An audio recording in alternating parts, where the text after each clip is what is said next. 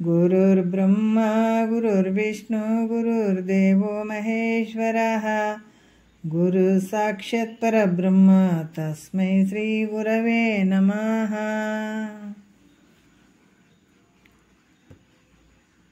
ध्यान मूल गुरुमूर्ति पूज्य मूल गुरुपाद मंत्र मूल गुरुवाक्य मुक्ति मूल गुरुकृपः। ಸ್ತೋತ್ರಿಯ ಬ್ರಹ್ಮನಿಷ್ಠ ಸದ್ಗುರು ಬಸವಾನಂದರ ಪಾದಕಮಲಗಳಿಗೂ ಹಾಗೂ ಅವರ ಪ್ರತಿರೂಪದಂಥ ನಿಜಗುಣಪ್ಪನವರ ಪಾದಕಮಲಗಳಿಗೂ ನನ್ನ ದೀರ್ಘದಂಡ ಪ್ರಣಾಮಗಳನ್ನು ಸಲ್ಲಿಸುತ್ತಾ, ಸದ್ಗುರು ಮಾರ್ಥಂಡ ಸಾಬಾಯಿ ಸದ್ಗುರುಗಳ ಪಾದಕಮಲಗಳಿಗೂ ಹಾಗೂ ರಾಯಪ್ಪ ಸದ್ಗುರುಗಳ ಪಾದಕಮಲಗಳಿಗೂ ನನ್ನ ದೀರ್ಘದಂಡ ಪ್ರಣಾಮಗಳನ್ನು ಸಲ್ಲಿಸುತ್ತಾ, ಗುರು ಸ್ವರೂಪರಾದಂಥ ನನ್ನ ಪತಿದೇವರು ಕೂಡ ನನ್ನ ದೀರ್ಘದಂಡ ಪ್ರಣಾಮಗಳನ್ನು ಸಲ್ಲಿಸುತ್ತಾ, ಮನದಲ್ಲಿ ಸ್ಮರಿಸಿಕೊಳ್ಳುತ್ತಾ ತಮ್ಮೆಲ್ಲರಿಗೂ ವಂದಿಸುತ್ತಾ, ಇವತ್ತಿನ ಶಿವಕಾರುಣ್ಯ ಸ್ಥಳದ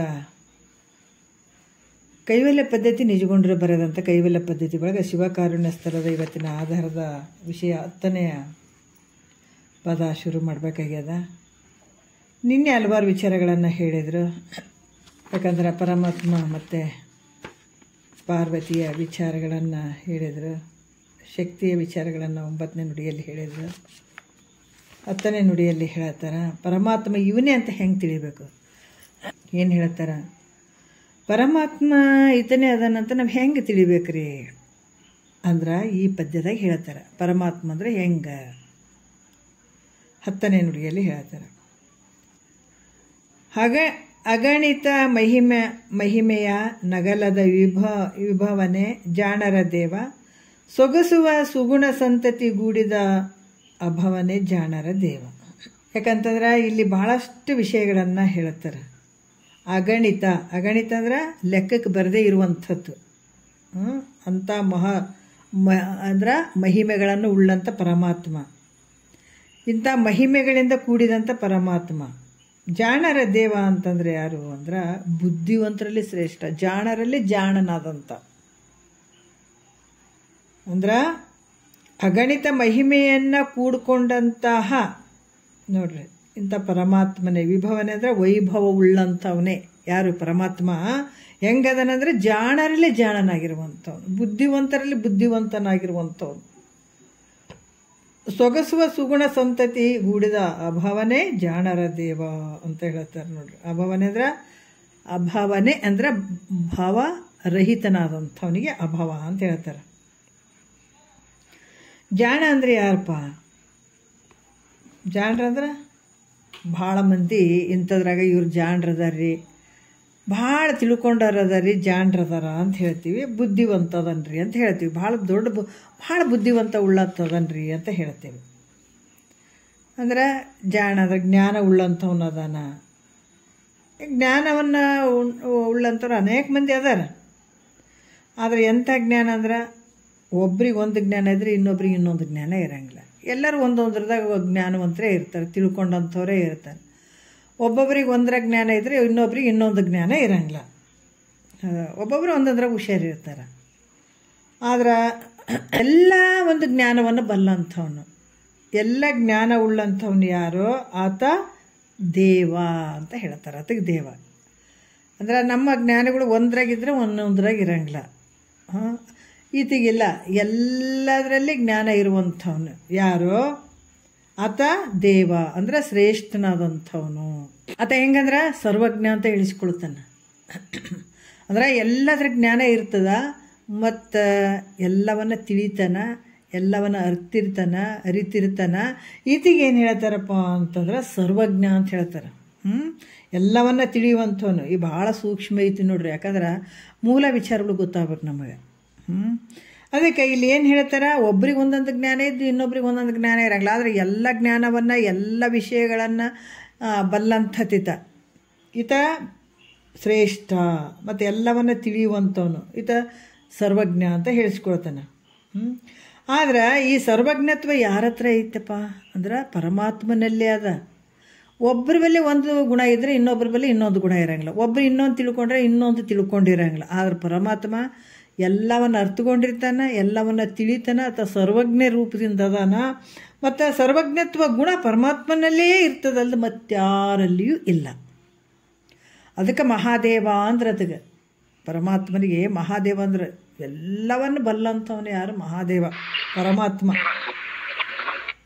ಅದಕ್ಕೆ ಇಲ್ಲಿ ಸರ್ವತ್ವ ಗುಣವೂ ಪರಮಾತ್ಮನಲ್ಲಿರುವುದರಿಂದ ಮತ್ತಾರ ಹತ್ರನೂ ಇಲ್ಲ ಈ ಥರ.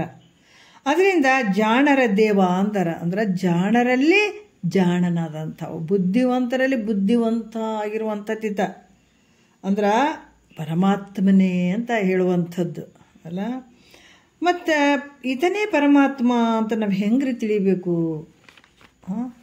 ಬೇಕಲ್ಲ ಈ ಪರಮಾತ್ಮ ಅಂತ ನಾವು ಅದಕ್ಕೊಂದು ಏನಾರ ಬೇಕಲ್ಲ, ಹಂಗೆ ನಾವು ತಿಳ್ಕೊಳಕ್ಕೆ ಬೇಕಲ್ಲ ಅನ್ನುವಂಥ ಇದನ್ನೇ ಅಂತ ನಾವು ಹೆಂಗೆ ತಿಳಿಬೇಕು ಅಂತಂದಾಗ ಅವ್ರು ಹೇಳ್ತಾರೆ, ಲೆಕ್ಕಕ್ಕೆ ಬರದೇ ಇರುವಂಥ ಮಹಿಮೆಗಳನ್ನೇ ಬಿಟ್ಟು ಇರೋದಾತನು. ಯಾಕಂದ್ರೆ ಅಷ್ಟೊಂದು ಮಹಿಮೆ ಉಳ್ಳಂಥವನದಾನ. ಮತ್ತು ವೈಭವದಿಂದ ಕೂಡಿದಂಥ ಪರಮಾತ್ಮ ಭಾಳಷ್ಟು ಅಗಣಿತ ಮಹಿಮೆ ಉಳ್ಳಂಥವನತ, ಲೆಕ್ಕಕ್ಕೆ ಬರದೇ ಇರುವಷ್ಟು. ಮತ್ತು ಅನಂತ ಆತನ ಮಹಿಮೆಗಳನ್ನು ಮಾಡಿದ್ದಾನೆ, ನಾವು ಕೇಳಿದ್ದೀವಿ ಅಲ್ಲ. ಪರಮಾತ್ಮ ಅನಂತ ಮಹಿಮೆಗಳನ್ನು ಮಾಡಿದಾನೆ. ಅದ್ರಾಗ ಭಾಳಷ್ಟು ಅಂದರೆ 25 ಶ್ರೇಷ್ಠವಾದಂಥವು ಅದಾವ ಆತನ ಮಹಿಮೆಗಳಲ್ಲಿ ಅಂತ ಹೇಳ್ತಾರೆ. ಯಾಕಂದ್ರೆ ಭಾಳಷ್ಟು ನೋಡ್ತೀವಿ, ಇಲ್ಲಿ ಮನ್ಮಥನ ಸಂಹಾರ ಮಾಡಿದಂಥದ್ದು ಆಗಿರ್ಬೋದು, ರಾವಣನ ಗರ್ವ ಹರಣ ಮಾಡಿದಂಥದ್ದಾಗಿರ್ಬೋದು, ಅಂಧಕಾಸುನ ಸಂಹಾರ ಮಾಡುವಂಥದ್ದಾಗಿರ್ಬೋದು, ಹಲವಾರು ಮಹಿಮೆಗಳು, ತ್ರಿಪುರಗಳನ್ನು ಸುಟ್ಟಂಥದ್ದಾಗಿರ್ಬೋದು. ಈ ಭಾಳಷ್ಟು ನೋಡ್ತೀವಿ ಆತನ ಮಹಿಮೆಗಳನ್ನು. ಚಂದ್ರನ ಮೇಲೆ ಧರಿಸಿಕೊಂಡಂಥದ್ದಾಗಿರ್ಬೋದು, ಭಾಳಷ್ಟು ವಿಚಾರಗಳನ್ನು ನಾವು ನೋಡ್ತೀವಿ. ಅದಕ್ಕೆ ಇಂಥ ಮಹಿಮೆಗಳನ್ನು ತೋರಿಸಿದ್ದಾರೆ. ಅದಕ್ಕೆ ಈತಿಗೇನಂದ್ರೆ ಶ್ರೇಷ್ಠವಾದಂಥ ಸದ್ಗುಣಗಳ ಸಮೂಹದಿಂದ ಕೂಡಿಕೊಂಡು ಜನನದಿಂದ ರಹಿತನಾದಂಥವನು ಪರಮಾತ್ಮ. ಅಂದ್ರೆ ಶ್ರೇಷ್ಠವಾದಂಥ ಸದ್ಗುಣಗಳಿಂದ ಆ ಸಮೂಹದಿಂದ ಕೂಡ್ಕೊಂಡಾನ ಈ ಪರಮಾತ್ಮ. ಆತಗೆ ಹುಟ್ಟಿಲ್ಲ ಸಾವಿಲ್ಲ, ಜನನ ರಹಿತನಾದಂಥವನು, ಹುಟ್ಟು ಸಾವು ಇಲ್ಲದೆ ಇರುವಂಥವ್ನು. ಅಭಾವ ಅಂದರೆ ಹುಟ್ಟು ಸಾವು ಇಲ್ಲದೆ ಇರುವಂಥವನು ಪರಮಾತ್ಮ. ಮತ್ತು ಇಲ್ಲಿ ಕೂಡ ಹೇಳ್ತಾರೆ, 1ನೇ ನುಡಿಯಲ್ಲಿ ಹೇಳ್ತಾರೆ, ಇನ್ನು ತಂದೆ ತಾಯಿಯಿಂದ ಉತ್ಪತ್ತಿ ಆಗದೆ, ತಂದೆ ತಾಯಿಯಿಂದ ಉತ್ಪತ್ತಿ ಆಗಿಲ್ಲಿತ, ತಂದೆ ತಾಯಿಯಿಂದ ಉತ್ಪತ್ತಿಯಾಗದೆ ಯಾರು ರೂಪವನ್ನು ಧಾರಣ ಮಾಡಿರ್ತಾರೋ ಆ ಬುದ್ಧಿಯ ಸಹಾಯವಿಲ್ಲದೆ ಎಲ್ಲವನ್ನ ಬೆಳಗ್ತಾನೋ, ಅರಿತಾನೋ, ತಿಳ್ಕೊಳ್ತಾನೋ. ಯಾವುದೇ ಒಂದು ಮೋಕ್ಷದ ಅಪೇಕ್ಷೆ ಕೂಡ ಆತಗ ಈ ಸಾಯುಜ್ಯಾದಿ ಮೋಕ್ಷಗಳು ಏನದಾವ ಅದರ ಅಪೇಕ್ಷೆ ಪಡೆದೇ ಯಾವನು ನಿತ್ಯವಾಗಿರ್ತಾನೋ. ಮತ್ತು ಮಹಾತ್ಮರ ಒಂದು ನೇತ್ರಗಳ ತುದಿಯಲ್ಲಿ ಯಾರು ಸಂಚಾರ ಮಾಡ್ತಾನೋ, ಮಹಾತ್ಮರ ಈ ನೇತ್ರಗಳ ತುದಿಯಲ್ಲಿ ಆ ಸಂಚಾರ ಮಾಡ್ತಾ ಇರುವಂಥವ್ರು ಯಾರೋ ಅವನೇ ಪರಮಾತ್ಮ ಅಂತ ತಿಳ್ಕೊಬೇಕು ನೋಡ್ರಿ. ಅದರ ತಂದೆ ತಾಯಿ ಪರಮಾತ್ಮ ಯಾರಂದ್ರೆ ತಂದೆ ತಾಯಿ ಅಲ್ಲತ, ತಂದೆ ತಾಯಿ ಒಂದು ಅವರಿಂದ ಉತ್ಪನ್ನ ಆಗಿಲ್ಲ, ಹುಟ್ಟಿಲ್ಲತ, ಮುಖ್ಯವಾಗಿ ತಿಳ್ಕೊಳ್ಬೇಕು. ಯಾವುದೇ ಬುದ್ಧಿ ಸಹಾಯ ಇಲ್ಲದೆ, ಇದನ್ನು ಮುಂದೆ ಹೇಳ್ತಾರೆ ನೋಡೋಣ 1ನೇ ನುಡಿಯಲ್ಲಿ ಇದನ್ನು ಹೇಳ್ತಾರೆ. ಪಿತಾ ಮಾತೆಯರೊಳಬಗೆಯದೇ ರೂಪುವೆತ್ತನೆ ಜಾಣರ ದೇವ, ಮತಿ ಹಂಗಿಲ್ಲದೆಲ್ಲವ ನರಿವಾತನೆ ಜಾಣರ ದೇವ, ಗತಿಗೆಳಸದೆ ನಿತ್ಯ ಮುಕ್ತನೆನಿಸಿದನೆ ಜಾಣರ ದೇವ, ಯತಿಗಳ ಲೋಚನಾಗ್ರದಳು ಸಂಚರಿಪನೆ ಜಾಣರ ದೇವ. ನೋಡ್ರಿ ಎಷ್ಟು ಅದ್ಭುತವಾಗಿ ಹೇಳ್ತಾರೆ ಅವರು. ಇದು ಈ ದೇವರು ಅದರ ಯಾರಪ್ಪ ದೇವರು? ಪರಮಾತ್ಮ ಅಂದ್ರೆ ಯಾರಪ್ಪ ಅಂದ್ರೆ ಎಲ್ಲ ಜಗತ್ತಿನೊಳಗೆ ತಂದೆ ತಾಯಿಗಳಿಂದನೇ ಹುಟ್ಟಿದ್ದಾರೆ ಎಲ್ಲರೂ. ಇಂಥ ಪ್ರತಿಯೊಬ್ಬರ ಹೆಸರು ಕೇಳ್ರಿ ಇಂಥವ್ರಿಗೆ ಅವ್ರ ಅಪ್ಪ ಅಮ್ಮ ಹಿಂಗ್ರಿ, ಅವ್ರ ಅಪ್ಪ ಅವ್ವ ಹಿಂಗ್ರಿ ಅಂತ ಎಲ್ಲರಿಗೂ ಹೇಳ್ತೀವಿ. ಆದ್ರೆ ಹರಿ ಸಹ ರಾಮ ಅವತಾರ ಮಾಡಿದಾಗ ದಶರಥ ಮತ್ತು ಕೌಶಲ್ಯ ಅನ್ನುವಂಥ ತಾಯಿ ತಂದೆ ಅವರಿಗೆ ಆದ್ರೆ, ಯಾಕೆ ಹರಿಗೆ ರಾಮ ಅವತಾರ ಮಾಡಿದಾಗ ಆತಗೆ ದಶರಥನ ಮಟ್ಟೆಯಿಂದ ಗಂಡ ಹೆಂಡತಿ ಅವರು ತಂದೆ ತಾಯಿ ಅವ್ರಿಗೆ ಇಂಥವ್ರು ಅದಾರ ಅಂತ ಹೇಳ್ತೀವಿ. ಕೃಷ್ಣ ಅವತಾರ ಕಾಲದಲ್ಲಿ ವಸುದೇವ ಮತ್ತು ದೇವಕಿ ಇಂಥವ್ರಿಂದ ಹುಟ್ಟಿದಾನಪ್ಪ ಅಂತ ಹೇಳ್ತೀವಿ. ಆದರೆ ಪರಮಾತ್ಮಗೆ ಎಲ್ಲರ ತಾಯಿ ತಂದೆ ಅದಾರ ಅಂತ ಕೇಳಿರೇನೆಲ್ಲಂದ್ರೆ ಇಲ್ಲಲ್ಲ.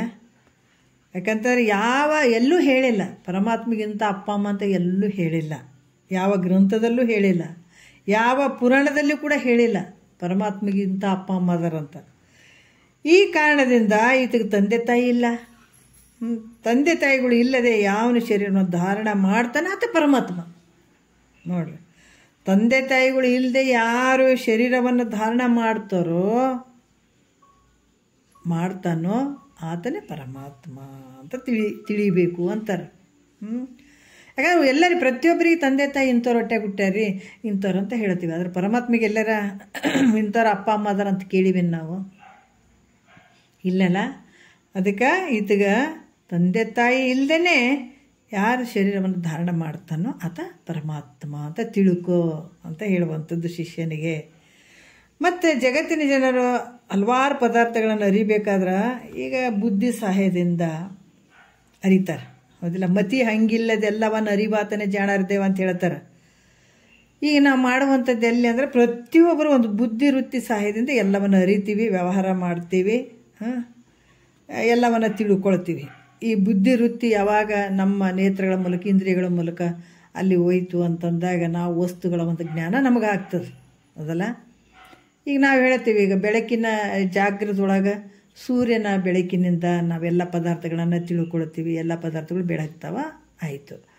ಮತ್ತು ರಾತ್ರಿ ಆದರೂ ಕೂಡ ಚಂದ್ರನ ಬೆಳಕು ಇರ್ತದೆ, ನಕ್ಷತ್ರಗಳ ಬೆಳಕಿನಿಂದ ಎಲ್ಲ ಪದಾರ್ಥಗಳನ್ನು ಅರಿತೀವಿ, ಹೌದಲ್ಲ? ಎರಡನ್ನ ಅರಿತೀವಿ.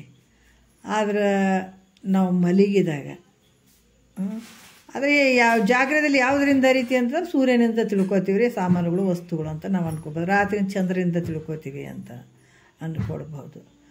ಆದ್ರೆ ಮಲಗಿದಾಗ ಅಲ್ಲಿ ಸ್ವಪ್ನ ಪ್ರಪಂಚದಲ್ಲಿ ಯಾವುದರಿಂದ ಬೆಳಗ್ತದೆ? ಅಲ್ಲಿ ಲೋಕ, ಅಲ್ಲಿ ಸೂರ್ಯಚಂದ್ರರನ್ನು ನೋಡ್ತೀವಿ, ಎಲ್ಲ ಪ್ರತಿಯೊಂದು ವ್ಯವಹಾರ ನೋಡ್ತೀವಿ, ಅಲ್ಲಿ ಎಲ್ಲವನ್ನು ನೋಡ್ತೀವಿ. ಯಾರ ಸಹಾಯದಿಂದ ನೋಡ್ತೀವಿ? ಬುದ್ಧಿ ಸಹಾಯದಿಂದ ಅಂತ ಹೇಳ್ಬೋದು. ಅಲ್ಲಿ ಇಲ್ಲರಿ, ನಮ್ಮ ಬುದ್ಧಿ ಸಹಾಯದಿಂದ ನೋಡ್ತೀವಿ ಅಲ್ಲಿ ಅಂತ ನೀನು ಅಂದ್ಕೊಳ್ಬೋದು. ಆದ್ರೆ ಬುದ್ಧಿ ಸಹಾಯದಿಂದ ನೋಡ್ತೀವಿ ಅಂತಂದಾಗ ಬುದ್ಧಿಯನ್ನು ಅರಿಯುವಂಥದ್ದು ಯಾವುದು?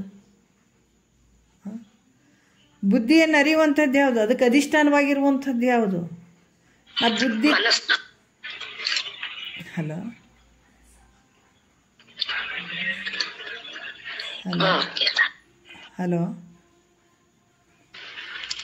ಹಲೋ ಹಲೋ ಹೇಳ್ರಿ, ಯಾರು? ನಮಸ್ಕಾರ. ನಾನ ಹೇಳಿದ್ರೆ ಅದೇ ಅಲ್ಲೇನ್ರಿ, ಮನಸ್ಸು ಅಲ್ಲೇನ್ರಿ? ಅಲ್ಲ, ಅದೇ ಮನಸ್ಸು ಬುದ್ಧಿ. ಮನಸ್ಸಾಗೋದು ಬುದ್ಧಿ ಅಲ್ಲ? ಎಲ್ಲಿಂದ ಅರಿತೀನಿ? ಮನಸ್ಸು, ಆಮೇಲೆ ಬುದ್ಧಿ.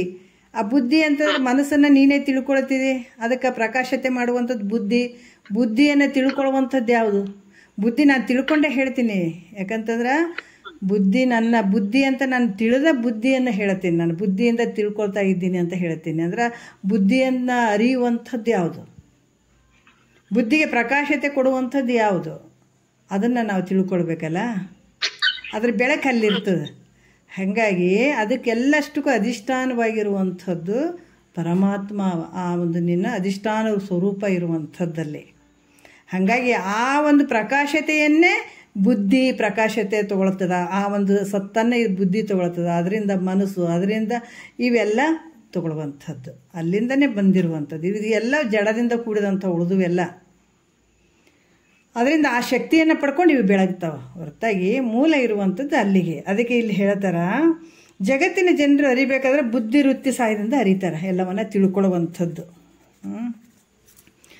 ಯಾಕಂದರೆ ಇಲ್ಲಿ ಬುದ್ಧಿ ವೃತ್ತಿ ಯಾವ ಪದಾರ್ಥಕ್ಕೆ ಅದು ನಾವು ತಿಳ್ಕೊಳ್ತೀವಿ ಆ ಪದಾರ್ಥದ ಜ್ಞಾನ ಆಗ್ತದೆ.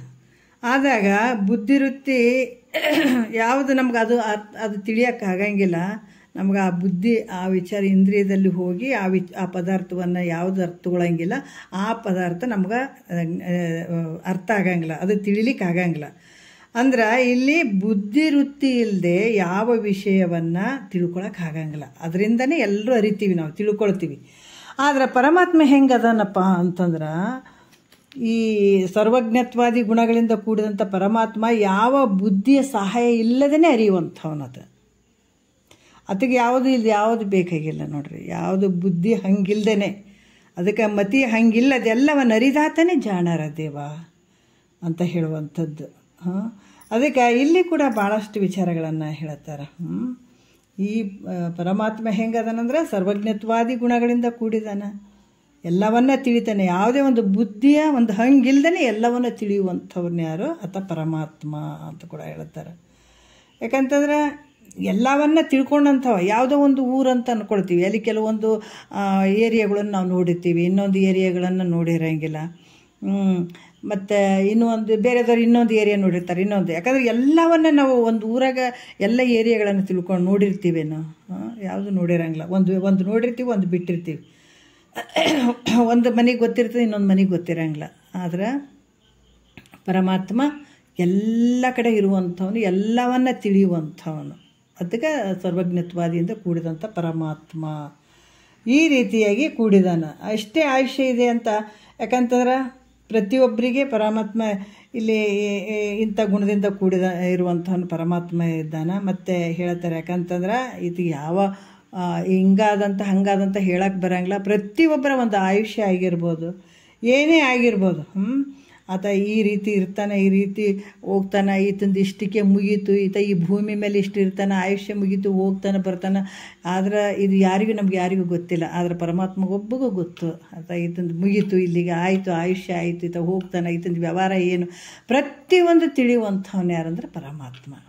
ಆತ ಯಾವಾಗಾದರೂ ಇರುವಂಥವನೇ. ನೀನು ಇದಕ್ಕೆಲ್ಲ ಸಾಕ್ಷಿ ರೂಪವಾಗಿರ್ತಾನೆ. ನೀನು ಸಾಯುವಂಥದ್ದು, ಹುಟ್ಟುವಂಥದ್ದು, ಏನು ಇಲ್ಲಿ ಕಷ್ಟ ಸುಖ ನೋವು ನಲಿ ಪ್ರತಿಯೊಂದರಲ್ಲಿ ಆತ ಇರುವಂಥವನು. ಅದಕ್ಕೆ ಹೇಳ್ತಾರೆ, ಮೊದಲು ಇದ್ದ, ಈಗೂ ಇರ್ತಾನೆ, ಮುಂದೂ ಇರ್ತಾನೆ, ಯಾವಾಗಲೂ ಇರುವಂಥವನತ. ಇವೆಲ್ಲ ತೋರ್ತಾವಷ್ಟೇ ಹೊರತಾಗಿ ಎಲ್ಲವನ್ನು ಅರಿಯುವಂಥ ಒಂದು ಸರ್ವಜ್ಞತ್ವಾದಿ ಕೂಡಿದಂಥದ್ದು ಯಾರು ಅಂದರೆ ಪರಮಾತ್ಮ. ಅದಕ್ಕೆ ಪರಮಾತ್ಮ ಅಂತ ಹೇಳ್ತಾರೆ. ಎಲ್ಲವನ್ನು ಅರಿತಾನೆ. ಯಾಕಂದ್ರೆ ಇಲ್ಲಿ ಕೂಡ ಈ ಒಂದು ಯಾವ ರೀತಿ ಅಂತಂದ್ರೆ ಸ್ವಪ್ನ ಪ್ರಪಂಚವನ್ನು ಕೂಡ ತಾನೇ ಅರಿತಾನೆ, ಮಾಯಾವೃತ್ತಿಯನ್ನು ಕೂಡ್ಕೊಂಡು ಸಕಲ ಪ್ರಪಂಚವನ್ನು ಅರಿತಾನೆ. ಅದರಿಂದ ಈತ ಸರ್ವಜ್ಞ ಆಗಿರುವಂತಾನೆ. ಯಾಕಂದ್ರೆ ಸ್ವಪ್ನ ಪ್ರಪಂಚವನ್ನು ಕೂಡ ಈತನೇ ಅರಿತಾನೆ. ಆಮೇಲೆ ಈ ಸೃಷ್ಟಿ ಮತ್ತು ಈ ಯಾವ ರೀತಿ ಅಂದ್ರೆ ಮಾಯಾವೃತ್ತಿಯಿಂದ ಕೂಡ್ಕೊಂಡು ಈ ಜಗತ್ತನ್ನು ಕೂಡ ತಾನೇ ಅರಿತಾನೆ. ಅದಕ್ಕೆ ಈತಗೇನಂತಾರೆ ಸರ್ವಜ್ಞ ಅಂತ ಕೂಡ ಹೇಳ್ತಾರೆ. ಇಂಥ ಪರಮಾತ್ಮನು ಯಾವುದೇ ಬುದ್ಧಿ ಹಂಗಿಲ್ಲದೆ ಅರಿಯುವಂಥವನು. ಈ ಬುದ್ಧಿ, ಮನ, ಬುದ್ಧಿ, ಚಿತ್ತು, ಅಹಂಕಾರ ಇವೆಲ್ಲ ಜಡದಿಂದ ಕೂಡಿದಂಥದ್ದು. ಇವಕ್ಕೆಲ್ಲ ಶಕ್ತಿ ಎಲ್ಲಿಂದ ಬಂದದಂತಂದ್ರೆ ಪರಮಾತ್ಮನಿಂದನೇ ಅದು ಶಕ್ತಿ ಬಂದಂಥದ್ದು. ಹೊರತಾಗಿ ಇವು ಸ್ವತಂತ್ರತೆ ಇಲ್ಲ, ಇವಕ್ಕೆ ಅರಿಯುವಂಥ ಶಕ್ತಿ ಇಲ್ಲ ಇವಕ್ಕೆ. ಆದರೆ ಒಂದು ಶಕ್ತಿಯನ್ನು ಪಡ್ಕೊಂಡು ಇವೆಲ್ಲ ವ್ಯವಹಾರ ಮಾಡಿದಂಗೆ ತೋರ್ತದೆ. ಈಗ ನಮ್ಮ ಮನೆಯಾಗೆಲ್ಲ ಈ ಫ್ರಿಜ್ಜು ಆಮೇಲೆ ಇವು ಏನು ಏನು ಫ್ಯಾನು ಗೀನು ಹೆಂಗೆ ಅದಾವ, ಅವಕ್ಕೆಲ್ಲ ಸ್ವತಂತ್ರ ಐತನ. ಅವಕ್ಕೆ ಏನಿಲ್ಲ. ಯಾವಾಗ ಕರೆಂಟಲ್ಲಿ ಬಂದಾಗ ಅಲ್ಲಿ ಎಲ್ಲ ಕಡೆನೂ ಬೆಳಕು ಹೆಂಗೆ ಕಾಣಿಸ್ತದ, ತೋರ್ತದ, ವ್ಯವಹಾರ ಮಾಡ್ತದೆ. ಅದ್ರಂಗೆ ಆತ್ಮನಿಂದನೇ ಇವೆಲ್ಲ ಶಕ್ತಿಯನ್ನು ಪಡ್ಕೊಂಡು ಇವೆಲ್ಲ ವ್ಯವಹಾರ ಮಾಡ್ದಂಗೆ ತೋರ್ತದೆ. ಅದಕ್ಕೆ ಮುಖ್ಯವಾಗಿ ಎಲ್ಲಕ್ಕೂ ಆಧಾರವಾಗಿರುವಂಥವನು ಯಾರು? ಪರಮಾತ್ಮ. ಆತ ಪರಮಾತ್ಮ ಸರ್ವಜ್ಞತೆಯಿಂದ ಕೂಡಿದಂಥ ಆತ ಪರಮಾತ್ಮ ಅಂತ ಹೇಳ್ತಾರೆ. ಗತಿಗೆಡಿಸಿದೆ ನಿತ್ಯ ಮುಕ್ತನೆನಿಸಿದನೇ ಜಾಣರ ದೇವ ಅಂತ ಹೇಳ್ತಾರೆ. ಯಾಕಂತಂದ್ರೆ ಇಲ್ಲಿ ಕೂಡ ಗತಿಗೆಳಸದೆ ಅಂತಂದ್ರೆ ಯಾವುದೇ ಒಂದು ಸಾಲುಕ್ಯ, ಸಾಮೀಪ್ಯ, ಸಾರೂಪ್ಯ, ಸಾಯುಜ್ಯ ಅಂತನ್ನುವಂಥ 4 ರೀತಿಯಿಂದ ಇರ್ತಾವೆ.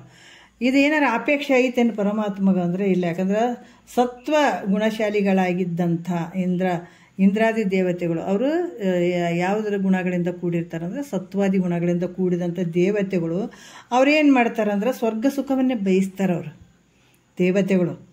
ಆದರೆ ಇಲ್ಲಿ ಕೂಡ ಈ ರಜೋಗುಣಶಾಲಿಗಳಾಗಿದ್ದಂಥ ಜನರು ಇಹಲೋಕದ ಭೋಗಗಳನ್ನು ಬಯಸ್ತಾರೆ. ಜನರು ದೇವತೆಗಳು ಸ್ವರ್ಗಲೋಕವನ್ನೇ ಬಯಸ್ತಾರೆ. ಉಳಿದವರು ಇವ್ರು ಏನು ಮಾಡ್ತಾರೆ, ರಜೋಗುಣಶಾಲಿಗಳಾದಂಥ ಜನರು ಇಹಲೋಕದ ಭೋಗಗಳನ್ನು ಬಯಸ್ತಾರೆ. ಆದರೆ ಸಾಯುಜ್ಯ ಮೋಕ್ಷಗಳನ್ನು ಕೂಡ ಬಯಸದೆ ನಿತ್ಯ ಮುಕ್ತರಾದಂಥವ್ರನ್ನು ನೋಡ್ರಿ. ಯಾಕಂದ್ರೆ ಇವು ಯಾವನ್ನು ಬಯಸದೆ ಇಹಲೋಕದ್ದಾಗಿರ್ಬೋದು, ಪರಲೋಕದ್ದಾಗಿರ್ಬೋದು, ಸ್ವರ್ಗಾದಿ ಭೋಗಗಳಾಗಿರ್ಬೋದು, ಯಾವುದನ್ನೇ ಬಯಸದೇ ಇರುವಂಥವನು ಯಾರು? ನಿತ್ಯ ಮುಕ್ತನಾದಂಥವನು ಯಾರು? ಆತ ಪರಮಾತ್ಮ, ಯಾವಾಗಲೂ ಇರುವಂಥವನು ಅಂತ ಹೇಳ್ತಾರೆ. ಮತ್ತು ಪರಮಾತ್ಮನು ಭೋಗ ಮೋಕ್ಷಗಳನ್ನು ಯಾಕೆ ಬಯಸಂಗಿಲ್ಲ ಅಂತ ಅಂದರೆ ಅದಕ್ಕೆ ಹೇಳ್ತಾರೆ, ಪರಮಾತ್ಮ ಹೆಂಗದಾನಂದ್ರೆ ಆನಂದ ಸ್ವರೂಪನೇ ಪರಮಾತ್ಮ ಅದಾನ. ಆನಂದ ಸ್ವರೂಪನಾಗಿರುವಂಥವನು ಪರಮಾತ್ಮ ಅದಾನ. ಅವನಿಗೆ ಯಾವ ಭೋಗಗಳ ಇಚ್ಛೆ ಇಲ್ಲ.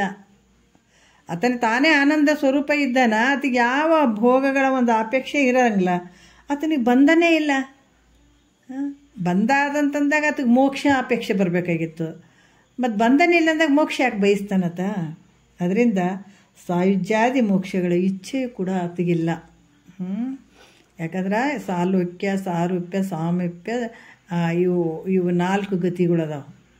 ಸಾಲೋಕ್ಯ, ಸಾಮೀಪ್ಯ, ಸಾರೂಪ್ಯ, ಸಾಯುಜ್ಯ ಮುಕ್ತಿ ಇವು ಕೂಡ ಆತಗೆ ಬೇಕಾಗಿಲ್ಲ. ಈ ರೀತಿಯಿಂದ ಮೋಕ್ಷಗಳ ಇಚ್ಛೆಯೂ ಕೂಡ ಆತಗಿಲ್ಲ. ಮತ್ತು ಯತಿಗಳ ಲೋಚನಾಗ್ರದಳು ಸಂಚರಿಪನೆ ಜಾಣರ ದೇವ ಅಂತ ಹೇಳ್ತಾರೆ. ಯತಿಗಳಂತಂದ್ರೆ ಯಾರು ಅಂದ್ರೆ ಭಾಳ, ಯಾಕಂದ್ರೆ ಮುನಿಗಳಲ್ಲಿ ಶ್ರೇಷ್ಠವಾದಂಥವ್ರು ಯತಿಗಳು ಅಂತ ಹೇಳ್ತಾರೆ.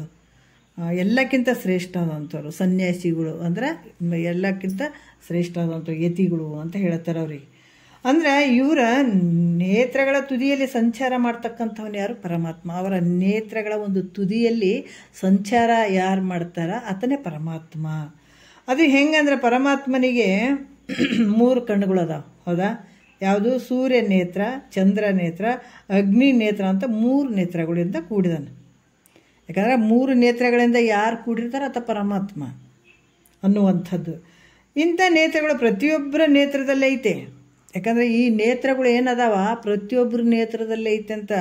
ಅದಕ್ಕೆ ಪರಮಾತ್ಮನ ಲಕ್ಷಣ ನೋಡ್ರಿ ಹೆಂಗದ. ಇಲ್ಲಿ ಕೂಡ ಭಾಳ ಅದ್ಭುತ. ತಂದೆ ಹಂಗೆ ಮಕ್ಕಳೇ ಇರ್ತಾರಂತ ಹೇಳ್ತೀವಲ್ಲ, ಅದ್ರ ಹಂಗೆ ಇಲ್ಲಿ ಪರಮಾತ್ಮನ ಲಕ್ಷಣಗಳು ಎಲ್ಲ ಒಂದು ಜನಸಾಮಾನ್ಯರಲ್ಲಿ ಎಲ್ಲರ ಬಲ್ಲಿ ಇದ್ದಾವೆ. ಅದಕ್ಕೆ ಹೇಳ್ತಾರೆ ಅವರು, ನೇತ್ರಗಳು ಪ್ರತಿಯೊಬ್ಬರ ನೇತ್ರದಲ್ಲಿ ಅದಾವ. ಸೂರ್ಯ ನೇತ್ರ, ಚಂದ್ರ ನೇತ್ರ ಮತ್ತು ಅಗ್ನಿ ನೇತ್ರ ಅನ್ನುವಂಥದ್ದು. ಹೆಂಗಂದ್ರೆ ಈ ಕಣ್ಣಿನಲ್ಲಿ ನೋಡ್ರಿ, ಕಣ್ಣಿನಲ್ಲಿ ಬಿಳಿ ಭಾಗ ಏನಿರ್ತದೆ ಅವ್ರು ಹೇಳ್ತಾರೆ, ಅದ್ಭುತವಾಗಿ ಹೇಳ್ತಾರೆ ನೋಡ್ರಿ. ಈ ಕಣ್ಣಿನಲ್ಲಿ ಒಂದು ಬಿಳಿ ಭಾಗ ಏನೈತೆ ಅದು ಪರಮಾತ್ಮನ ಚಂದ್ರ ನೇತ್ರ ಅಂತ ಹೇಳ್ತಾರೆ. ನಮ್ಮ ಕಣ್ಣಿನೊಳಗೆ ಈ ಬಿಳಿ ಭಾಗ ಐತಲ್ಲ, ನಾವು ನೋಡ್ಕೊಳ್ಬೋದು. ಇದು ಪರಮಾತ್ಮನ ಚಂದ್ರ ನೇತ್ರ ಅಂತ ಹೇಳ್ಕೊಳ್ತದೆ.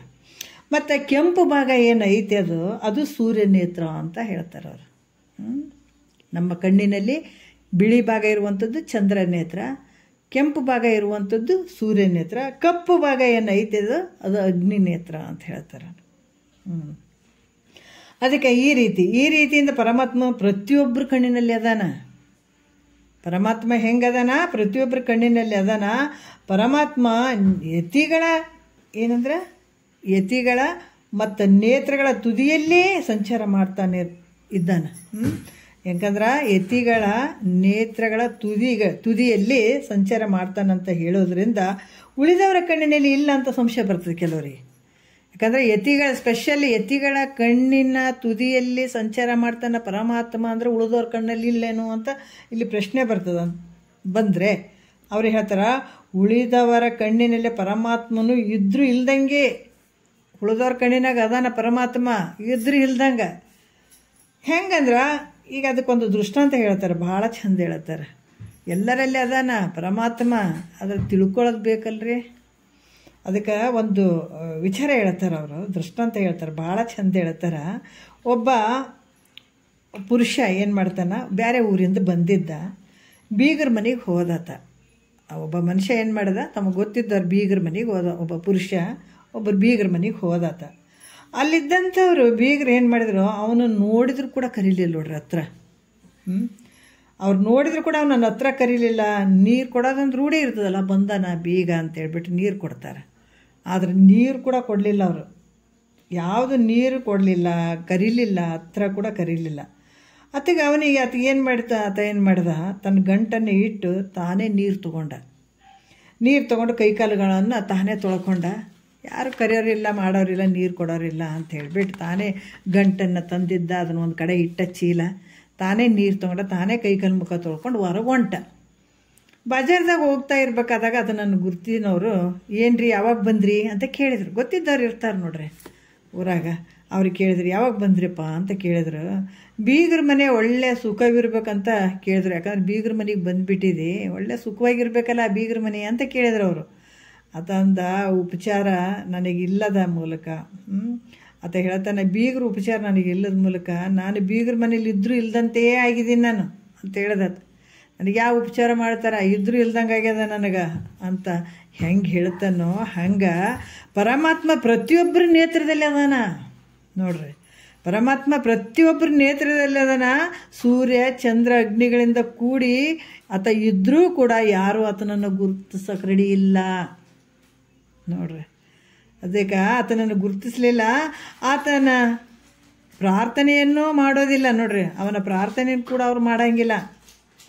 ಆ ಕಾರಣದಿಂದ ಅವನು ಪ್ರತಿಯೊಬ್ಬರ ನೇತ್ರದಲ್ಲಿದ್ದರೂ ಇಲ್ಲದಂತೆ ಆತ ಎಲ್ಲರ ಒಂದು ನೇತ್ರದಲ್ಲಿ ಇದ್ದಾನ. ಆದ್ರೆ ಅವ್ರು ಆತಗೆ ಭಕ್ತಿ ಮಾಡೋರು ಇಲ್ಲ, ಆತನ ಕಾಣ್ಬೇಕನ್ನೋರು ಇಲ್ಲ. ಹಾಗಾಗಿ ಅಲ್ಲಿ ಅವರೊಬ್ಬರ ಎಲ್ಲರ ಒಂದು ನೇತ್ರದಲ್ಲಿದ್ದರೂ ಕೂಡ ಇಲ್ದಂಗೆ ಯತಿಗಳಾದಂಥವ್ರು ಸದಾ ಕಾಲದಲ್ಲಿ ಅವ್ರು ಕಂಡಿಡ್ಕೊಳ್ತಾರೆ, ಅವ್ರು ಪಡ್ಕೊಳ್ತಾರೆ ನೋಡ್ರಿ. ಯತಿಗಳಾದವರು ಏನಂತಂದ್ರೆ ಸದಾ ಕಾಲದಲ್ಲಿ ಧ್ಯಾನದಿಂದ ಬಿಂದು ರೂಪದಿಂದಲೂ ತಮ್ಮ ನೇತ್ರದಲ್ಲಿಯೇ ಕಾಣುವುದರಿಂದ ಅವರು ಧ್ಯಾನದಿಂದ ಬಿಂದು ರೂಪದಿಂದ ತಮ್ಮ ನೇತ್ರದಲ್ಲೇ ಕಾಣುವುದರಿಂದ ಪರಮಾತ್ಮನು ಅವರ ನೇತ್ರಗಳ ತುದಿಯಲ್ಲಿ ಸಂಚಾರ ಮಾಡ್ತಾನ ಅಂತ ಹೇಳಿದ್ದಾರೆ ಅಷ್ಟೇ. ಅದರಿಂದಲೇ ಯತಿಗಳ ಲೋಚನಾಗ್ರದಲ್ಲಿ ಸಂಚಾರ ಮಾಡ್ತಕ್ಕವನು ಯಾವನೋ ಆತ ಪರಮಾತ್ಮ ಅಂತ ಕೂಡ ಹೇಳ್ತಾರೆ. ಹಿಂಗೆ ಈ ರೀತಿ ತಿಳ್ಕೊಳ್ಬೇಕು ಅಂತ ಹೇಳ್ತಾರೆ. ಮತ್ತೀಗ ಎರಡನೇ ನುಡಿ ನೋಡೋಣ. ಭಿಕ್ಷಾನವನ್ನು ಉಂಡು ಸಕಲ ಜಗತ್ತನ್ನು ಆಳ್ತಾನ. ಯಾರ ಮುಖದಿಂದ ಈ ಉಸಿರಾಟದ ಕ್ರಿಯೆ ಹೆಂಗೆ ಇದು ಉಸಿರು ತಗೊಳ್ತೀವಿ ಬಿಡ್ತೀವಿ, ಆ ವೇದಗಳು ಏನೊಂದು ಪ್ರಯತ್ನ ಇಲ್ಲದೇ ಹೊರಡ್ತವೋ, ಯಾವನು ದೇವತೆಗಳ ಬಲವನ್ನು ಒಂದು ಹುಲ್ಲು ಕಡ್ಡಿ ಹಂಗೆ ಮುರಿದನೋ ಆತನೇ ದೇವ ಅಂತ ಇಲ್ಲಿ ಮುಂದಿನ ವಿಚಾರಗಳನ್ನು ಹೇಳ್ತಾರೆ ಅವ್ರು. ನೋಡೋಣ ಎರಡನೇ ನುಡಿಯಲ್ಲಿ. ತಿರಿದುಂಡು ಸಕಲ ಲೋಕವನ್ನಾಳದ ಗರುವನೇ ಜಾಣರ ದೇವ, ವರ ನಿಗಮವ ಹಸು ಗತಿಯೋಳಗೊರೆದನೇ ಜಾಣರ ದೇವ, ಸುರರ ಬಲಹ ನೊಂದು ತುಣದಿಂದ ಮುರಿದನೇ ಜಾಣರ ದೇವ, ಬರೆದ ಚಕ್ರದೋಳು ಸುರನೇ ಚಕ್ರದೋಳು ಸುರನೇ ಶಿರವರಿದನೇ ಜಾಣರ ದೇವ ಅಂತ ಹೇಳ್ತಾರೆ ನೋಡ್ರಿ. ಹಸುರನ ಚಕ್ರದಿಂದ ಅಂದ್ರೆ ಬರೆದ ಚಕ್ರದೋಳು ಅಸುರನ ಶಿರವರಿದನೇ ಜಾಣರ ದೇವ. ಅಸುರನ ಮಿಸ್ಟೇಕ್ ಆಗಿದೆ ಸ್ವಲ್ಪ ಶಬ್ದ ಇಲ್ಲಿ ಏನು ಹೇಳ್ತಾರ ಅಂದ್ರೆ ತಿರಿದುಂಡು. ತಿರಿದುಂಡು ಅಂದ್ರೆ ಈ ಒಂದು ಭಿಕ್ಷಾಟನೆ ಮಾಡುವಂಥದ್ದು. ತಿರಿದುಂಡು ಅಂದರೆ ಹಿಂಗೆ ಎಲ್ಲ ಕಡೆ ಹೋಗಿ ತಂದು ಊಟ ಮಾಡ್ತಾರೆ ನೋಡ್ರಿ, ಭಿಕ್ಷಾ ಮಾಡಿಕೊಂಡು ತಂದು ಊಟ ಮಾಡುವಂಥದ್ದು. ಈ ಒಂದು ತಿರಿದುಂಡು ಸಕಲ ಲೋಕವನ್ನಾಳದ ಗುರುವನೇ ಜಾಣರ ದೇವ ಅಂದರೆ ಜಗತ್ತಿನಲ್ಲಿ ತಿರ್ಕೊಂಡು ತಿನ್ನುವಂಥ ಗುಣ ಯಾರ ಹತ್ರ ಇರ್ತದೋ ಅದಕ್ಕೆ ಏನು ಹೇಳ್ತಾರೆ? ಭಿಕ್ಷುಕ ಅಂತ ಹೇಳ್ತಾರೆ. ಎಲ್ಲರ ಕಡೆ ಹೋಗಿ ಭಿಕ್ಷೆ ತಂದು ತಿನ್ನೋಂಥವನಿಗೆ ಭಿಕ್ಷುಕ ಅಂತ ಹೇಳ್ತಾರೆ. ಮತ್ತು ಎಲ್ಲ ಒಂದು ಲೋಕವನ್ನು ಆಳುವಂಥ ಗುಣ ಇದ್ದಂಥವನಿಗೆ ಆ ಗುಣ ಇತ್ತು ಅಂದ್ರೆ ಆತಗೆ ಏನು ಹೇಳ್ತಾರಪ್ಪ ಅಂದ್ರೆ ರಾಜ ಅಂತ ಹೇಳ್ತಾರೆ, ಹೌದಿಲ್ಲ? ಆದರೆ ಕೆಲವರು ಭಿಕ್ಷೆ ಬೇಡ ತಿಂತಿರ್ತಾರೆ, ಕೆಲವರು ರಾಜ್ಯವನ್ನು ಆಳ್ತಿರ್ತಾರೆ, ಕೆಲವರು ರಾಜರಿರ್ತಾರೆ, ನಾನಾ ರೀತಿಯಿಂದ ಇರ್ತಾರೆ. ಆದರೆ ಈತ ಪರಮಾತ್ಮ ಹೆಂಗದನಂತಂದ್ರೆ ಈಗ ಈ ಕೆಲವರು ಭಿಕ್ಷೆ ಬಿಡ್ತಾನಂದ್ರೆ ಅದಕ್ಕೆ ರಾಜ ಅನ್ನಂಗಿಲ್ಲ, ರಾಜ ಇದ್ದಂಥವನಿಗೆ ಭಿಕ್ಷಾಗಾರ ಅಂತ ಅನ್ನಂಗಿಲ್ಲ ಅಲ್ಲ. ಒಂದ್ರಾಗ ಒಂದಿರ್ತಾನೆ, ಒಂದ್ರಾಗ ಏನಿರಲ್ಲ. ಆದರೆ ಪರಮಾತ್ಮ ಹೆಂಗದನಪ್ಪ ಅಂತಂದ್ರೆ ಆತ ಭಿಕ್ಷೆನೂ ಬೇಡ್ತಾನೆ, ರಾಜ್ಯವನ್ನು ಕೂಡ ಆಳ್ತಾನೆ. ಅದಕ್ಕೆ ಈ ರೀತಿ ಎರಡನ್ನ ಮಾಡ್ತಾನೆ ಯಾರು? ಆತ ಪರಮಾತ್ಮ. ಮತ್ತು ಅದು ಹೆಂಗೆ ಮಾಡ್ತಾನಂದ್ರೆ ತಿರ್ಕೊಂಡ್ರೂ ತಿಂತಾನೆ, ಮತ್ತು ರಾಜ್ಯ ಅಲ್ಲಿ ಸಕಲ ಲೋಕವನ್ನು ಕೂಡ ಆಳ್ತಾನೆ. ಈ ಎರಡೂ ಗುಣಗಳಿಂದ ಕೂಡಿದಂಥವನು ಯಾರು? ಇವೆರಡೂ ಗುಣಗಳನ್ನು ಕೂಡ್ಕೊಂಡಂಥ ದಿಟ್ಟ ಪುರುಷರ ಆತ ಪರಮಾತ್ಮ. ಎರಡನ್ನ ಮಾಡ್ತಾನೆ ನೋಡ್ರಿ ಆತ. ಅದಕ್ಕೆ ಪರಮಾತ್ಮ ಅಂತಾರಂತ ಹೇಳ್ತಾರೆ ಅವರು. ಮತ್ತು ವರನಿಗಮವನು ಹಸು ಗತಿಯೊಳಗೊರೆದನೆ ಜಾಣರ ದೇವ ಅಂತ ಹೇಳ್ತಾರೆ. ಏನು ಹೇಳ್ತಾರೆ ಅಂತಂದ್ರೆ ಇಲ್ಲಿ ಕೂಡ ಭಾಳಷ್ಟು ವಿಚಾರಗಳನ್ನು ಹೇಳ್ತಾರೆ. ಈ ಶ್ರೇಷ್ಠವಾಗಿದ್ದಂಥ ಏನು ವೇದಗಳು ಅವಕ್ಕೆ ಅಂತ್ಯವೇ ಇಲ್ಲ, ಹಿಂಗೆ ಕೊನೆಗೆ ಐತಪ್ಪ ಅನ್ನುವಂಥದ್ದು ಏನು ಇಲ್ಲೇ ಇಲ್ಲ. ಎಲ್ಲ ಶಾಸ್ತ್ರಗಳಿಗೆ ಅಂದ್ರೆ ಈ ಸಾಂಖ್ಯ ಪತಂಜಲಿ ಯುಗದವರು, ಆಮೇಲೆ ನ್ಯಾಯ ವೈಶೇಷಿಕದವರು, ಇವೆಲ್ಲರೂ ಈ ಶಾಸ್ತ್ರಗಳಿಗೆ ಅಂತ ಉಂಟು. ಒಂದೊಂದು ಶಾಸ್ತ್ರದಲ್ಲಿ ವಿಚಾರ ಮಾಡಿದಂಥವ್ರು ಎಷ್ಟೋ ಮಂದಿ ಅದಾರ, ಒಂದೊಂದು ಇವನ್ನೆಲ್ಲ ನೋಡಿದಂಥವ್ರು ಬಹಳ ಮಂದಿ ಅದಾರ. ಅದಕ್ಕೆ ಅಂತ ಐತಿ ಅಂತ ಹೇಳ್ತಾರೆ ಅವರು. ಆದರೆ ಸರ್ವ ವೇದಗಳಲ್ಲಿ ಪಾರಂಗತ ಆದಂಥವ್ರು ಯಾರಾದರೂ ಸಿಗ್ತಾರೆ ಅನ್ನೋದ್ರೆ ಸಿಗೋದೇ ಇಲ್ಲ. ಎಲ್ಲ ವೇದಗಳಲ್ಲಿ ಭಾಳಷ್ಟು ಪಾರಂಗತ ಆಗಿರುವಂಥವ್ರು ಯಾರು ಅದಾರೆ ಅನ್ನೋದ್ರೆ ಇಲ್ಲ.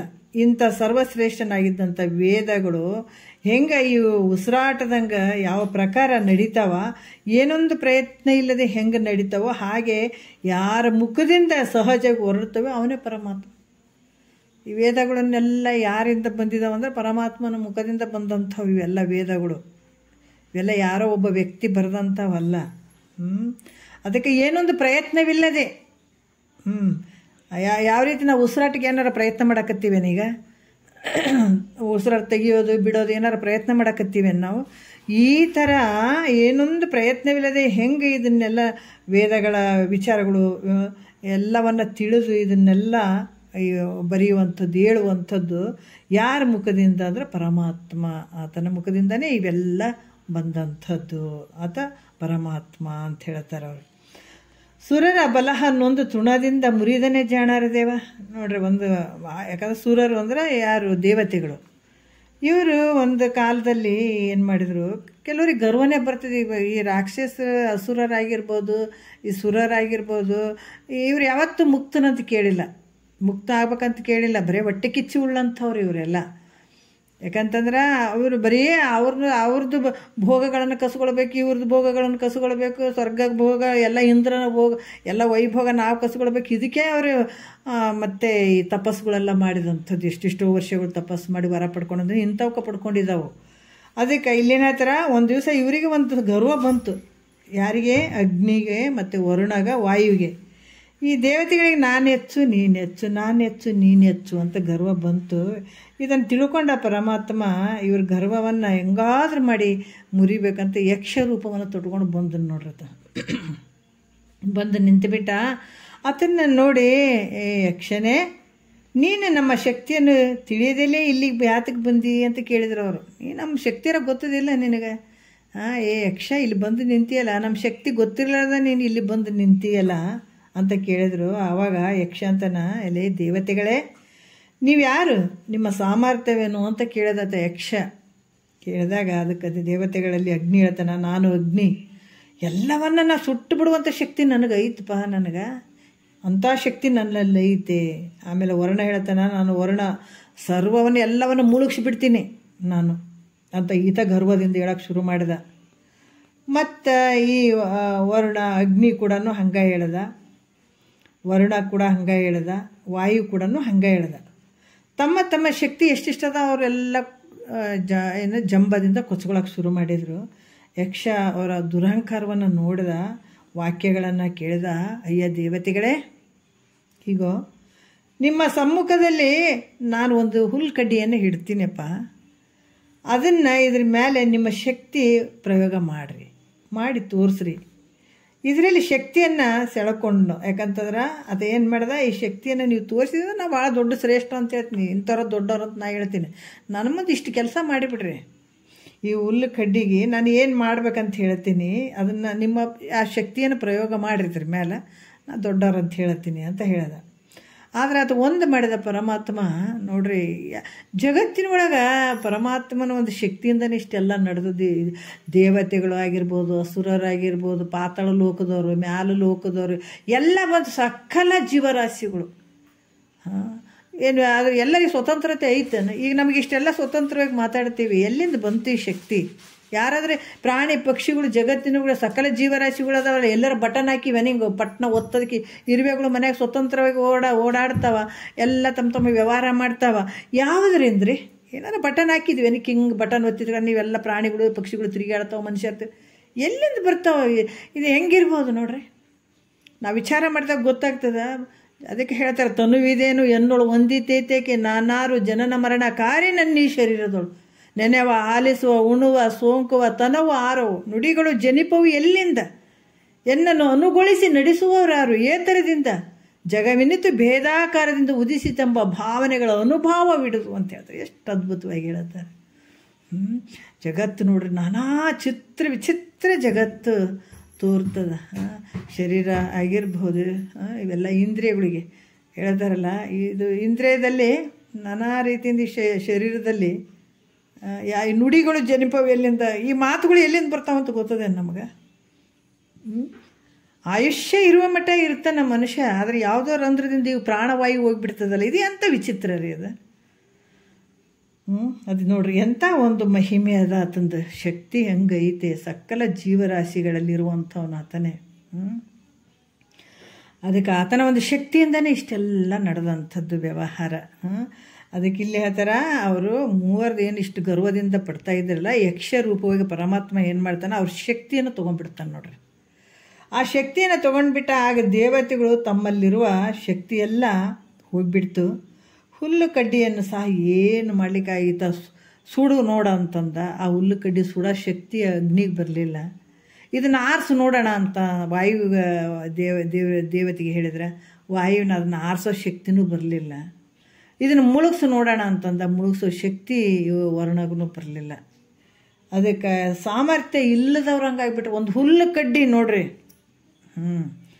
ಅದಕ್ಕೆ 3 ಜನ ತಲೆಬಾಗಿ ನಿಂತುಬಿಟ್ರು. ನಿಂತಾಗ ಈ ದೇವತೆಗಳ ಬಲವನ್ನು ಒಂದು ಹುಲ್ಲು ಕಡ್ಡಿಯಿಂದ ಯಾವತ್ತೂ ಮುರಿದಾನೋ ಆತನೇ ಪರಮಾತ್ಮ ನೋಡ್ರಿ.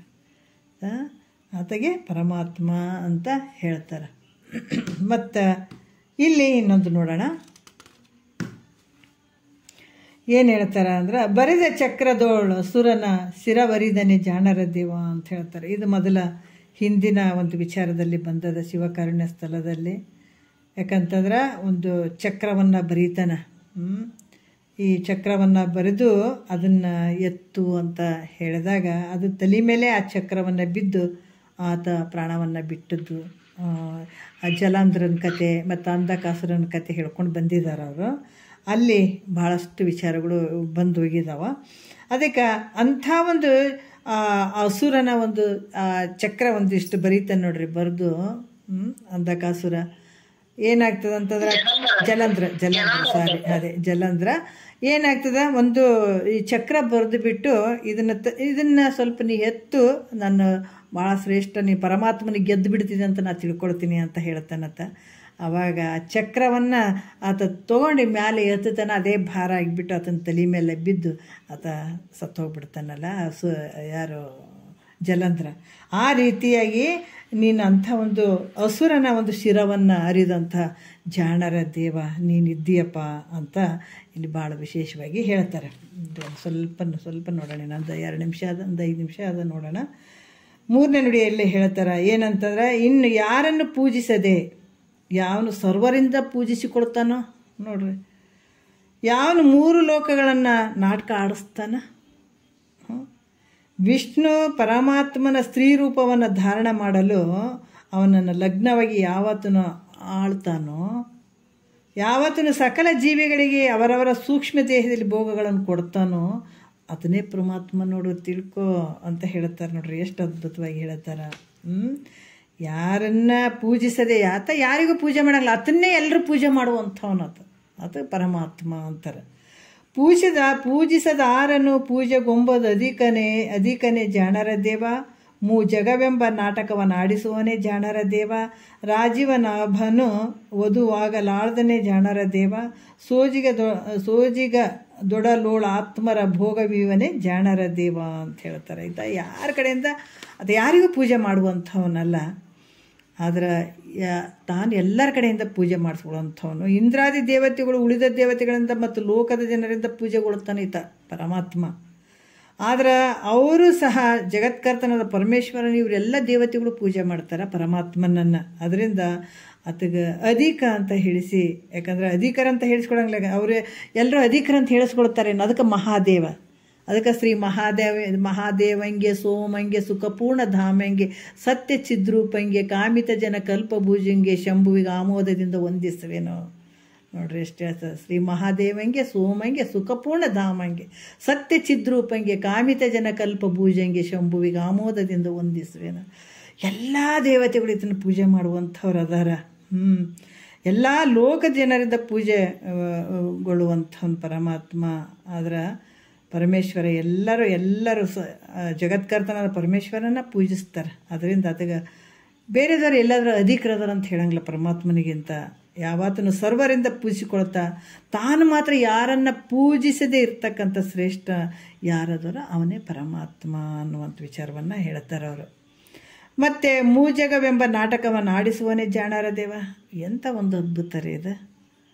ಮೂಜಗ ಸ್ವರ್ಗ ಮರ್ತ್ಯ ಪಾತಾಳ ಇದನ್ನ ಕೈಯಲ್ಲಿ ಆಡ್ತಾ ಇದ್ದಾವ. ಸೂತ್ರ ಎಲ್ಲಿಡ್ದಾನ ನೋಡ್ರಿ. ಈ 3 ಲೋಕಗಳು ನಾಟಕದಂತೆ ಆಡಿಸ್ತಾ ಇದ್ದಾನೆ ಈತ ತನ್ನ ಕೈಯಲ್ಲಿ. ಹೆಂಗಂದ್ರೆ ನಾಟಕದಲ್ಲಿ ಹೆಂಗದಾವ ಅನಂತ ಪಾತ್ರಗಳು ಅದಾವ. ಅಲ್ಲಿ ನವರಸ ಹೇಳ್ತಾರಲ್ಲ, ನವರಸಗಳಿಂದ ಕೂಡಿದಂಥದ್ದು. ಇದರ ಭಾಳಷ್ಟು ಹೇಳ್ತಾರೆ. ಶೋಕ, ಮೋಹ, ಪ್ರೇಮ, ಕರ್ಣ, ರೌದ್ರ, ನಾನಾ ರೀತಿಯಿಂದ ನವರಸಗಳು ಏನದಾವ. ಇದರಿಂದ ಈ ಪಾತ್ರಗಳು ಕುಣಿತಾ ಇದ್ದಾವಿಲ್ಲಿ. ಯಾಕಂದ್ರೆ ಇವೆಲ್ಲ ಪಾತ್ರಗಳನ್ನು ಕುಣಿಸುವಂಥವನ್ನ ಯಾರು? ಸೂತ್ರಧಾರಿ ಪರಮಾತ್ಮ ನೋಡ್ರಿ. ಪರದೆಯ ಮೇರೆಗೆ ನಿಂತು ಜಗ್ತಾ ಇದ್ದಾನ. ಇದು ಒಂದಲ್ಲ ಎರಡಲ್ಲ 3 ಲೋಕದ ಜನರನ್ನ ಈ ಎಲ್ಲಿ ಪರದೆ ಹಿಂದ್ಗಡೆ ನಿಂತು ಈ ಗೊಂಬೆ ಆಡಿಸುವಂಥವ್ರು ಮಾಡ್ತಾರೆ, ತೊಗಲಿನ ಗೊಂಬೆ. ಅದನ್ನು ಆಡಿಸುವಂಥ ಹಿಂದ್ಗಡೆ ನಿಂತು ಸೂತ್ರವನ್ನು ಹೇಳಿತಿರ್ತಾನೆ. ಇದು ನಿಂಗೆ ಪಾತ್ರ ಮಾಡ್ಬೇಕು, ಇದು ನಿಂಗೆ ಪಾತ್ರ ಮಾಡ್ಬೇಕಂತ ಹೇಳಿತಿರ್ತಾನಲ್ಲ. ಹಂಗೆ 3 ಲೋಕದ ಒಂದು ಜನರನ್ನು ಆಟ ಆಡಿಸುವಂಥವನು ಯಾರು? ಪರಮಾತ್ಮ.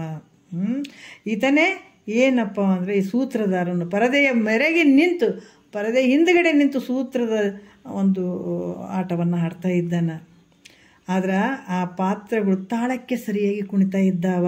ಹೇಗೋ ಅದರ ಈ 3 ಲೋಕ ರೂಪವಾಗಿದ್ದಂಥ ಜಗತ್ತೇ ಒಂದು ನಾಟಕ ಶಾಲೆ. ಯಾಕಂದ್ರೆ ಅದರಲ್ಲಿ ದೇವತೆಗಳು ಅದಾರ, ದೈತ್ಯರದಾರ, ಮನುಷ್ಯರದಾರ, ಪಶು ಪಕ್ಷಿಗಳು ಅದಾವ, ಸ್ತ್ರೀಯರದಾರ, ಮೊದಲಾದ ಪಾತ್ರಗಳು ಅದಾವ. ಇದರಲ್ಲಿ ಒಂದಲ್ಲ ಎರಡಲ್ಲ, ಕೆಲವು ಒಂದ್ರ ಮೇಲೊಂದು ಮೋಹವುಳ್ಳಂಥವುಗಳಾಗಿದ್ದಾವ ನೋಡ್ರಿ. ಎಲ್ಲ ನವರಸಗಳು ಅಂತ ಏನು ಹೇಳ್ತಾರಲ್ಲ, ಅವೆಲ್ಲವುಗಳಿಂದ ಕೂಡಿದಂಥದ್ದು ಇದು ಒಂದು ನಾಟಕ ರಂಗ.